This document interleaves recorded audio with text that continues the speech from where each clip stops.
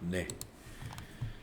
자, 이렇게 해서 대체전표 6번까지 우리가 연습을 했고요. 그 다음 페이지부터는 이제 풀이가 나와 있어요. 네, 풀이 내용을 쭉 보시면 우리가 했던 내용과 똑같을 겁니다. 그래서 이제 171페이지로 넘어가 보겠습니다. 정규 증명서류의 이해. 이거 FAT 1급에서 이미 다 설명된 것들이거든요. 증빙이라는 것은 거래 상황에 대하여 객관적으로 입증이 가능한 증거 서류를 말하는데, 우리가 정규 증명 서류는 신용카드 매출전표하고요, 현금 영수증하고요, 세금 계산서하고요, 계산서, 여기까지를 우리가 정규 증명 서류의 범위로 봅니다. 그러니까 여기서 지금 빠져 있는 게 영수증 같은 거예요. 영수증. 그래서 만약에 법인이 3만 원 초과 거래에 대하여 여기 정규 증명 서류를 수취하지 않았을 때는 2%의 가산세가 부과됩니다. 이런 것을 우리가 가산세를 계산하려면은 그걸 모아야 되겠죠. 그래서 영수증 수취명세서라는 양식을 우리가 작성하게 됩니다.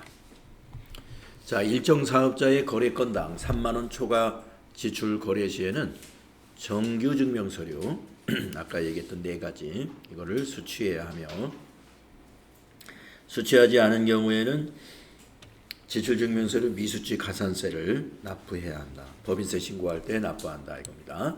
3월에 납부를 해야 돼요. 정규증명서류를 수취하지 않은 경우에 영수증 수취명세서를 작성하여 제출해야 하며, 일반전표 입력에서는 다음과 같이 해당 사항을 선택하여 입력해야 한다. 자, 수행과제 하나 보도록 하겠습니다. 우리 해봤던 거예요. 자, 왼쪽에 영수증이 하나 있습니다. 근데 영수증이 20만 원짜리예요. 3만 원을 많이 초과했죠. 자, 왼쪽에 자료 설명을 보면은 영업부 직원의 명함인쇄 대금입니다. 그래서 명함인쇄를 기흥인쇄에서 인쇄했는데 영수증을 받았어요. 회사는 이 거래가 지출증명서류 미수치 가산세 대상인지를 검토하려고 한다. 자, 먼저 회계 처리 수행하고요. 영수증 수취명세서 1과 2 서식을 작성해 보도록 하겠습니다. 영수증 수취명세서 작성 문제는 FAT 1급에서도 자주 나옵니다. 뭐 영수증 수취명세서 작성이 어렵거나 그러진 않아요. 자, 9월 2일이죠. 자, 일반전표 입력하셔가지고 9월 2일로 날짜 입력하시고,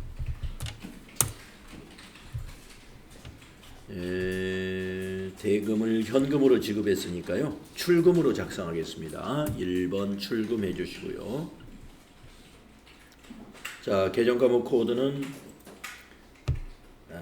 영업부 직원의 명함인쇄입니다. 명함인쇄는 계정과목이 뭘까요? 도서인쇄비. 예, 도서인쇄비 하시면 돼요. 영업부 직원이기 때문에 800번대로 써야 돼요. 826번. 자, 기흥인쇄. 이건 꼭 안 넣어도 상관없습니다.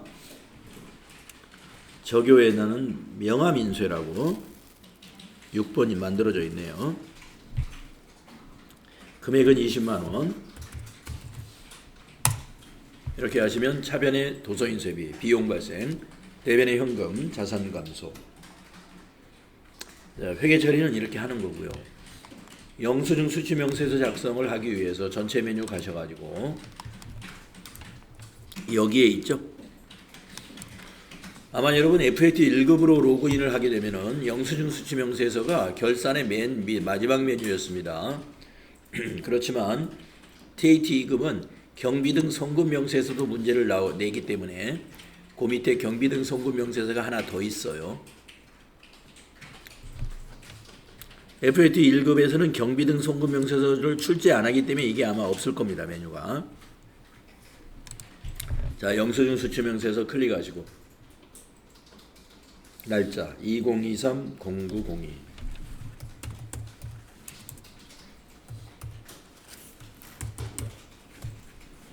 쭉 입력하십시오.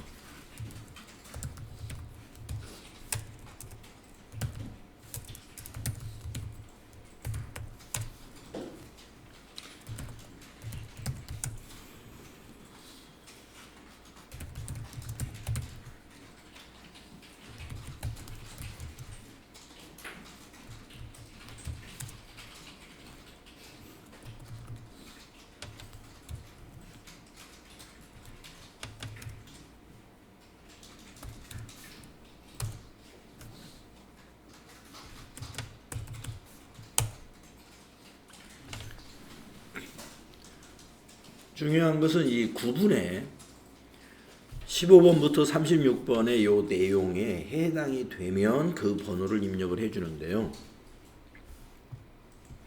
지금 이 영수증을 볼 때 인쇄소에서 인쇄비용 지출한 거기 때문에 이 내용에는 없어요. 지나가시면 돼요. 그 다음에 계정 코드는 도서인쇄비죠. 더블 클릭을 해서 도서인쇄비를 800번대로 이렇게 찾아주면 되죠. 저교에는 명함인쇄 이렇게 써주면 됩니다. 그리고 나서 영수증 수취 명세서 1번 탭을 눌러가지고 넘어왔는지 꼭 확인해야 되고요. 그냥 여기 넘어왔으면 명세서 이 불러오기를 그냥 한번 눌러주는 것도 괜찮아요. 무조건.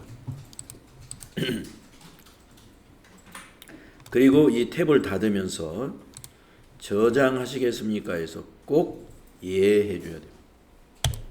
꼭 저장해 놔야 돼요. 아니면 시험 끝날 때까지 안 닫아야 돼요. 닫지 말고 조회하는 문제 나왔을 때 그걸 보고 조회하셔야 되는데 불안하니까 닫으면서 저장해 두는 게 좋을 것 같아요.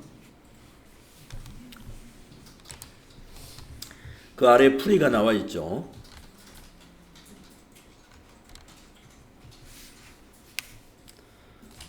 그 다음에 173페이지 보시면은 정규증명서류 수취 의무 면제거래라는 게 나와 있는데 이 면제거래가 뭐냐면 아까 그 9분에서 16번부터 33번까지인가요? 거기에 있는 내용들입니다. 여기에 해당되는 내용은 정규증명서류가 아니라 하더라도 가산세 부과 대상이 아닙니다. 다음 내용 가겠습니다. 174페이지. 예를 들면 이런 거예요. 자동차 보험증권. 이걸 가지고 회계 처리하는데 이게 120만 원짜리란 말이에요. 그러면 3만 원 초과그래. 그러면 아까 말한 현금용 수령, 신용카드 매출점표, 세금계산서, 계산서 그 범위에 안 들어오죠. 하지만 이걸 가산세 이건 대상이 아니에요. 자, 그래서 9월 4일 문제 해보시면 영업부 승용차 자동차 보험 가입 증권이다. 보험료는 한국은행 보통예금 계좌에서 이체하여 삼성화재에 지급했다. 회사는 이 거래가 지출증명서류 비수치 가산세 대상인지를 검토하려고 한다. 비용으로 처리할 것. 회계 처리를 수행하시오. 자, 먼저 수행 1번. 비용으로 처리하라는 말은 보험료로 처리하라는 말입니다. 자, 9월 4일 일반전표 입력합시다. 자, 일반전표 입력 9월 4일.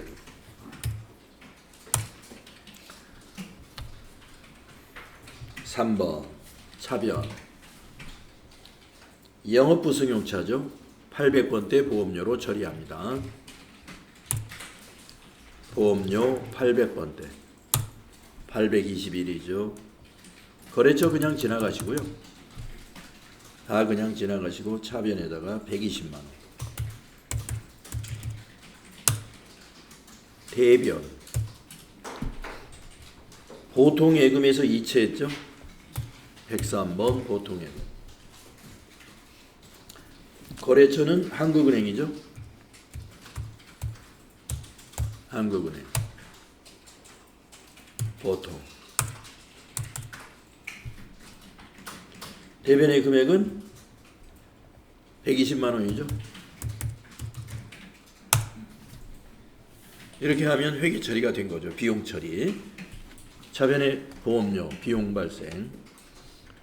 대변의 보통예금, 자산 감소 된 거죠. 그다음에 수행 2번 합니다. 영수증 수취명세서 1과 2 소식을 작성합니다. 자, 전체 메뉴 가서 아까 영수증 수취명세서 다시 엽니다. 자, 두 번째 줄에다 또 입력해요. 2023 0904 주식회사 삼성화재.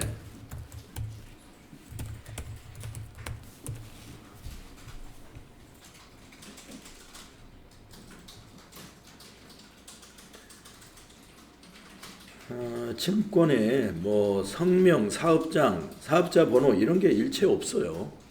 없으니까 그냥 지나가세요. 비워놔도 돼요. 네, 거래 금액은 120만 원. 자, 구분해서 보면은요. 이 구분의 보험료가 여기 16번에 있어요. 그래서 여기 구분에다가 16을 입력하는 겁니다.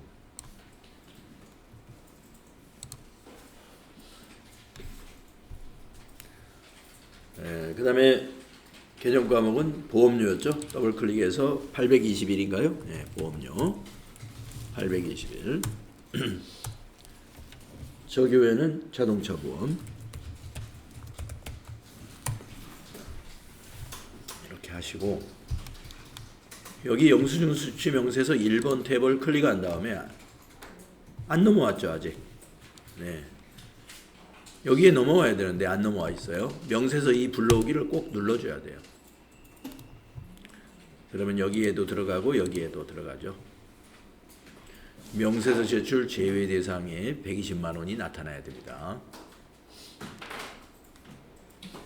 네, 여기까지 했으면 또 다시 이 탭을 눌러서 닫으면서 저장하시겠습니까? 하면은 이해하시면 되겠습니다. 네, 이렇게 하시면 됩니다.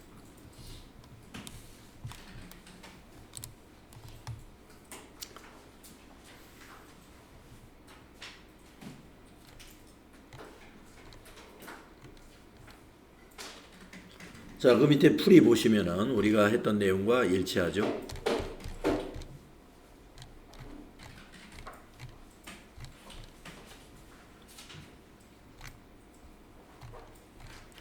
자, FAT 1급에서는 영수증 수취명세서 작성까지만 시험에 나오겠습니다. 그런데 TAT 2급은 경비 등 송금명세서 작성하는 것도 문제를 냅니다. 매번 내지는 않는데 가끔 한 번씩 내요. 송금명세서 작성. 어떤 내용인지 보겠습니다. 간이과세자로부터 부동산 임대 용역을 제공받은 거래나 부동산 중개 수수료 지급 등의 거래는 송금 사실을 기재한 송금명세서를 제출하면 지출증명서류 미수치 가산세를 부과하지 않는다. 자, 여러분 간이과세자는요. 세금계산서 발행을 못하잖아요. 다 못하진 않죠. 4,800만 원 초과하는 간이과세자의 경우는 세금계산서도 발급을 합니다만 그러지 않은 간이과세자는 세금계산서 발행을 못하는 간이과세자도 있죠. 그렇기 때문에 이와 같이 규모가 작은 부동산 임대 용역이나 아니면 부동산 중개업을 하는 사무소로부터 대금을 지급했어요. 그랬을 때는 송금 명세서, 그 송금한 사실을 증명하는 이거를 기재해 가지고 그 가산세를 피해갈 수가 있습니다. 자, 경비 등 송금 명세서 제출 대상 거래를 다시 한번 보겠습니다. 재화 또는 용역의 거래 금액을 금융기관을 통하여 지급한 경우로서 법인세 과세표준 신고서에 송금 사실을 기재한 이 법인세 과세표준 신고서는 언제 작성하는 거냐면 3월에 법인세 신고할 때 맨 앞에 오는 신고서예요. 예, 법인세 신고할 때 사용하는 신고서입니다. 그 신고서에 송금 사실을 기재한 경비 등의 송금 명세서를 뒤에다 첨부하는 거예요. 그래서 제출하는 경우에 가산세에 적용이 되지 않는다. 그럼 어떤 거래냐? 네, 아까도 말씀드렸습니다만 간이과세자의 부동산 임대 용역의 경우, 개인사업자에게 임가공을 제공하는 경우, 운수업을 영위하는 자가 제공하는 택시 외의 운송 용역을 제공받은 경우, 그러니까 화물차 말하는 거예요. 택시는 안 된다 이거죠. 재활용품 폐자원의 경우, 항공법에 의한 상업서류 송달 용역을 제공받는 경우. 자, 재활용 폐자원도 여러분 잘 이해가 되실 거예요. 예, 재활용 폐자원. 자, 재활용 폐자원, 폐지를 모아온 동네 아저씨가, 아주머니가 있는데 폐지를 모아왔어요. 근데 10만 원, 계산을 해보니까 10만 원어치예요. 네. 10만 원을 사줬습니다. 그래서 아주머니 보고 영수증 하나 해주세요. 그러니까 아주머니가 문방구에서 파는 영수증이 있으니까 거기다가 자기 이름 쓰고 10만 원 받았다 이렇게 영수증을 해줬어요. 근데 그거는 정규증명이 아니단 말이에요. 그래서 우리 회사가 그거를 비용 처리를 했는데 그게 정규증명이 아니에요. 그러니까 그럴 때는 가산세를 피해가는 방법이 그 영수증 하고 영수증 수취명세서 작성하고 또 하나 그 아주머니한테 현금으로 주지 말고 그 아주머니의 계좌번호를 받는 거예요. 현금으로 주면은 실제로 줬는지 확인이 안 되잖아요. 그러니까 그 아주머니한테 사정 얘기를 하고 계좌로 이체해 드리겠습니다 하는 겁니다. 그 아주머니의 계좌번호를 받는 거예요. 그래가지고 회사가 법인이 거기다 송금해 주면 돼요. 그러면 분명히 지출했다는 것이 그게 증명이 되는 거죠. 그것이 경비등 송금 명세서. 그래서 영수증 수취 명세서하고 경비등 송금 명세서를 같이 작성하면 가산세 적용이 되지 않는 거래예요. 자, 항공법에 따라서 뭐 이런 것도 있고요. 또 부동산 중개업에 의한 중개업자에게 수수료, 부동산 중개 수수료, 그것도 마찬가지예요. 현금으로 주지 말고 법인의 경우는, 개인이야 어차피 뭐 가산세 내고 뭐 이런 거 아니니까 상관이 없는데 법인은 중개업자에게 중개료를 주면서 현금으로 주지 말고 송금 명세서 나중에 작성하기 위해서 이와 같이 계좌이체 시키고 송금 명세서 작성하면 간이 영수증 받았더라도 가산세를 안 물게 된다 이런 얘기입니다.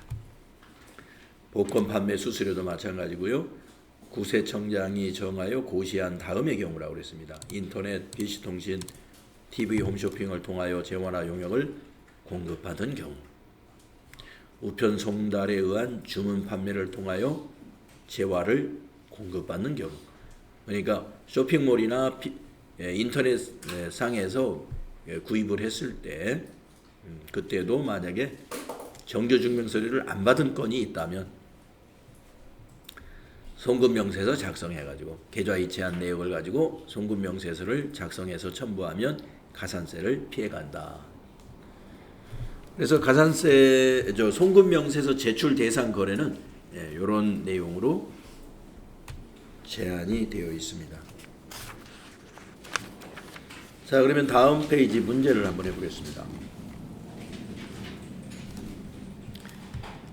경비등 송금명세서 작성 문제인데요. 왼쪽에 영수증이 하나 있습니다. 간이과세자인 신속용달에 제품 운송을 의뢰하고 영수증을 수취했다. 대금 15만 원을 한국은행 보통예금 계좌에서 신속용달 하나은행 박진현 계좌로 송금했다. 네, 용달비를 현금으로 줘버리면 이건 가산세 물어야 됩니다. 그렇지만 가산세를 피해가려고 계좌이체 해준다 그래요. 계좌이체. 자, 제품 운송을 한 비용이니까요. 운반비라는 판매관리비로 처리를 하면 됩니다. 자, 먼저 회계 처리를 먼저 하겠습니다. 9월 30일이죠. 일반 전표에 9월 30일 차변 제품 운반비는 운반비죠. 800번대죠. 제품을 판매하는 데 들어가는 운반비니까 824번 거래처 쓸 필요 없습니다. 적요에다가 적요 그냥 넘어가죠. 금액 15만원. 대변 103번이죠. 거래처는 은행입니다. 한국은행. 보통 적요에다가 운반비 이렇게 하나 여기서 써줍니다. 대변에 15만원.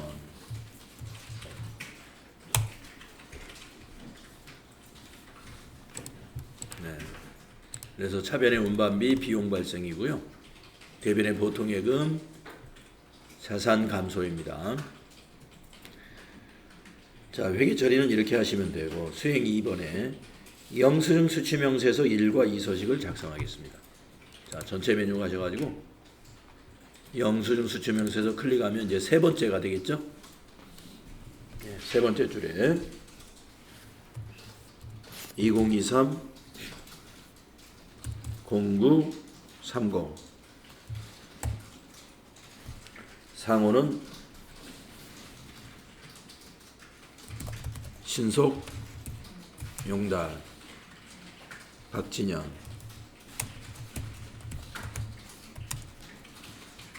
사업장은 서울 은평구 가좌로. 사업자 번호 2460 2145. 거래 금액은 15만원. 여러분 이 시험 볼 때 뭐 사업장 주소라든가 이런 거에 뭐 오타나 이런 거 크게 신경 쓸 거 없습니다. 네. 사업장 주소 이 데이터를 가지고 채점은 안 하고요. 항상 채점은 질문해 가지고 그 질문에 답 평가 문제를 가지고 채점을 하기 때문에 여기 뭐 성명, 사업장 주소 입력하는 거에서 혹시라도 조금 오타가 있어도요. 예, 그냥 패스하는 걸로 시험 볼 때는. 구분이 여기 있죠. 우리가 영수증 수취명세서 이거 작성할 거란 말이에요. 계좌 이체했기 때문에. 자, 승용 택시는 안 되지만, 예, 우리가 영수증 수취명세서 작성 거래에 해당이 되기 때문에 여기 송금명세서 작성 아니죠. 송금명세서 제출 대상에 해당이 되기 때문에 33번을 선택하면 돼요. 만약에 택시 운송이다 그러면 송금명세서 작성할 필요 없어요. 그냥 여기 28번 하면 돼요. 그런데 우리는 화물차잖아요. 그러니까 송금명세서 제출분이에요. 33번. 계정코드는 운반비였죠. 800번대. 824. 재호교는 제품 운송 또는 제품 운반 이렇게 써줍니다. 하고 나서 항상 영수증 수취명세서 1번 가야 됩니다. 아직 안 넘어왔어요. 명세서 이 불러오기 한번 눌러주세요. 그러면 여기에 들어가죠. 여기에도 들어가고 여기와 여기에 나타나야 됩니다. 나타난 거 확인하셨으면 닫으면서 저장하시겠습니까 해서 예까지 잘 눌러주세요.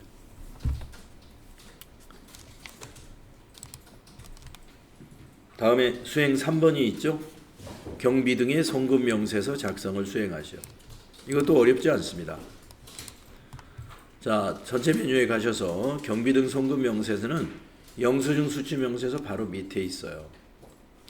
클릭하시고요. 거래 날짜 2023년 0930 신속용달. 여기 법인명은 상호입니다. 거래처의 상호. 성명 박진현. 경비등 송금 명세서는 영수증 수취 명세서 밑에 있어요.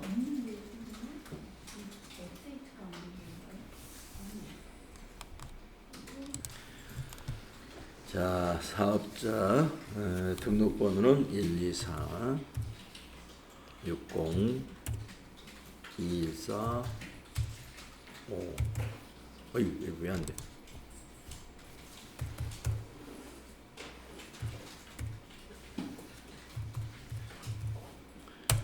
거래 내역, 제품, 운송, 거래 금액 15만 원.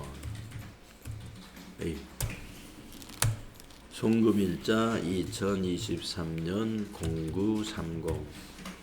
CD 은행 코드예요. 더블 클릭하셔가지고 어느 은행으로 송금했어요? 하나를 검색하시면 하나은행 확인. 계좌번호 거기 나와 있죠.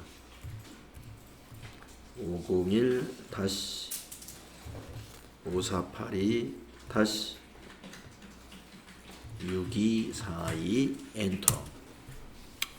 네, 그 옆에 계정 과목 그냥 넘어갔으니까요. 그냥 이대로 두시면 됩니다.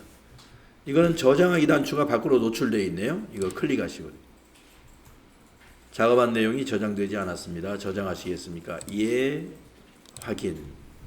이렇게 저장하기 단추가 노출되어 있는 메뉴니까 눌러서 저장해 주시면 됩니다. 자, 경비등 송금 명세서 작성은 TAT 2급의 출제 범위에 포함되어 있습니다. 자, 과제 풀이 밑에 나와 있으니까요. 참고하시면 되겠습니다.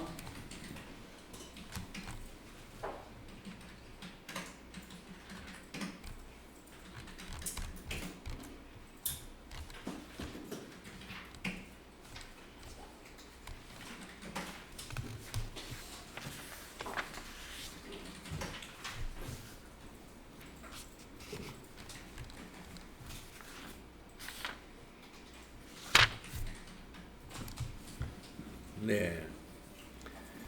자, 이제 178쪽으로 넘어가겠는데요.